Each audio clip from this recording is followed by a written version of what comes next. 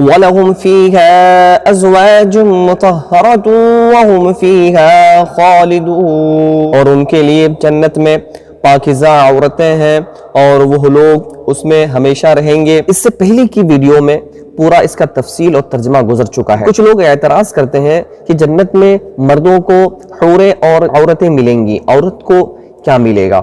تو اس کے متعلق دیکھیں، اللہ تبارک و تعالی فرماتا ہے کہ پہلی چیز تو وہ لوگ گندگیوں، جیسے دنیا میں انہیں خون آتا ہے، وہ خون سے پاک ہو جائیں گی۔ دوسری چیز حسین و جمیل اور خوبصورت ہو جائیں گی۔